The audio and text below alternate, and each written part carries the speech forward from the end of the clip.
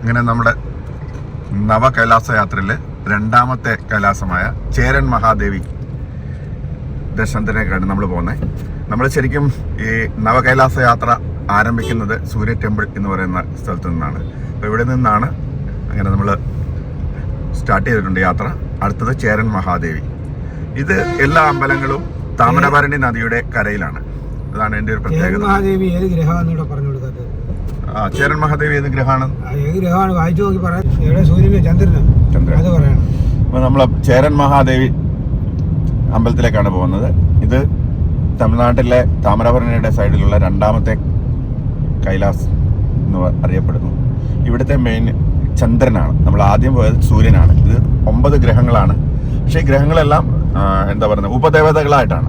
എല്ലാം ശിവക്ഷേത്രങ്ങളാണ്. പക്ഷെ ഓരോ ഗ്രഹങ്ങളും ഉപദേവതകളാണ്. പക്ഷേ ഗ്രഹങ്ങളുടെ പേരിലാണ് മെയിനായിട്ട് അറിയപ്പെടുന്നത്. നമ്മൾ ആദ്യം പോയത് സൂര്യന്റെ പേരിലാണ്.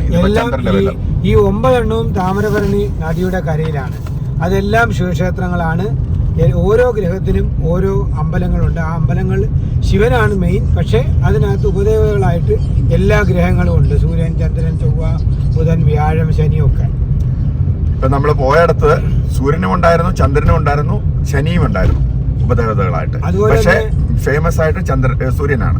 അതുപോലെ തന്നെ ഓരോ അമ്പലത്തിൽ പിന്നെ നമ്മൾ തൊഴുമ്പോഴും ഓരോന്നിനും ഓരോരോ അസുഖങ്ങൾ മാറ്റാനുള്ള കഴിവുണ്ടെന്നാണ് പറയുന്നത്. നമ്മളിപ്പം പിന്നെ ഞാനത് വായിച്ച മറന്നുപോയി. ഓരോ അമ്പലത്തിനും ഓരോ പ്രത്യേകതകളാണ്, ഓരോ അസുഖത്തിന് വേണ്ടിയുള്ളതാണ്. ഇപ്പം നമ്മൾ പോകുന്ന ചന്ദ്രൻ്റെ അടുത്ത് പോയി കഴിഞ്ഞാൽ മുഖസൗന്ദര്യവും ആരോഗ്യവും വർദ്ധിക്കുമെന്നാണ് പറയുന്നത്. ഓം നമഃ ശിവായ. അങ്ങനെ ഞങ്ങൾ പലരോടും വഴിയൊക്കെ ചോദിച്ച് അങ്ങനെ അമ്പലത്തിലോട്ട് എത്തിക്കൊണ്ടിരിക്കുകയാണ്. ശരിക്കും ഒരു ഗ്രാമത്തിന്റെ നടുക്കുള്ള അമ്പലം. ഗ്രാമത്തിനടുത്തുള്ള ആൾക്കാരോട് പോലും ചോദിച്ചിട്ട് ഈ അമ്പലം അറിയത്തില്ല. പോലീസുകാരോടൊക്കെ ചോദിച്ച് മനസ്സിലാക്കി അങ്ങനെ നമ്മൾ അമ്പലത്തിലോട്ട് എത്തിക്കൊണ്ടിരിക്കുന്നു. ഹരഹര മഹാദേവ്. അമ്പലത്തിന്റെ അടുത്തെത്തി കറങ്ങിപ്പിടിച്ച് ഇനിയിപ്പോൾ ദർശനം നടത്താനായിട്ട് പോവാണ്. വണ്ടി പാർക്ക് ചെയ്തിട്ട്. ഇതാണ് രണ്ടാമത്തെ അമ്പലം, ചന്ദ്രൻ. അവസാനം അമ്പലത്തിൽ എത്തിയിട്ടുണ്ട്. രണ്ടാമത്തെ കൈലാസമായ മഹാദേവി ടെമ്പിൾ കണ്ടുപിടിക്കാൻ കുറേ പാടുപെട്ട് എന്തായാലും ഇവിടെ എത്തിയിട്ടുണ്ട്. ഇനി ദർശനം നടത്താനായിട്ട് പോവാണ്.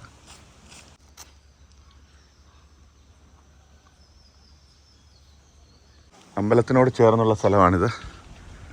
ഒരു തടാകമുണ്ട് ഇവിടെ. തടാകമാണോ നദിയാണെന്ന് എനിക്ക് തോന്നുന്നു. താമരഭരണിയാണെന്ന് തോന്നുന്നു അല്ലേ? ഇത് താമരഭരണി നദിയാണ്.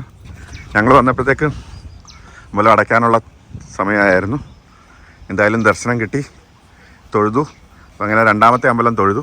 ഇനിയിപ്പോൾ മൂന്നാമത്തെ അമ്പലത്തിലേക്കുള്ള ഓട്ടമാണ്. അപ്പോൾ ഇന്നിപ്പോൾ 3 അമ്പലങ്ങളെ കാണാൻ പറ്റുള്ളൂ എന്ന് തോന്നുന്നു. ഇത് ചന്ദ്രൻ്റെ അമ്പലമാണ്. അപ്പം അങ്ങനെ ഇവിടുത്തെ ദർശനം കഴിഞ്ഞു. അകത്ത് നമുക്ക് വീഡിയോ എടുക്കാൻ പറ്റാത്തതുകൊണ്ട് വീഡിയോ ഒന്നും എടുത്തിട്ടില്ല.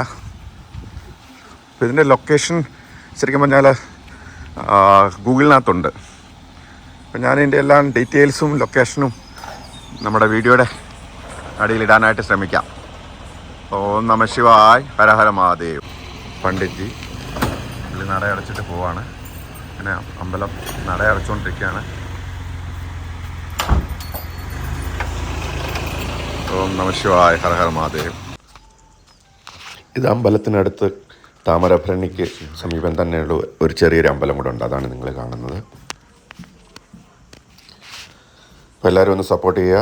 പുതിയൊരു വീഡിയോയുമായി കാണും വരെ നമസ്കാരം. അപ്പോൾ ഞങ്ങൾ വീണ്ടും പുറപ്പെടാൻ പോവുകയാണ്. Thank you. Bye bye. പിന്നെ നമ്മൾ വീണ്ടും മൂന്നാമത്തെ അമ്പലത്തിലേക്ക് പോകാനുള്ള തയ്യാറെടുപ്പിലാണ്. 7:30 ആകുമ്പോൾ അടയ്ക്കുമെന്നാണ് പറഞ്ഞത്. ശ്രമിക്കാം മൂന്നാമത്തെ അമ്പലം ദർശനം. ഹരഹര മഹാദേവ്. രഥമാണ്. രഥയാത്രയ്ക്കുള്ള രഥമാണ്.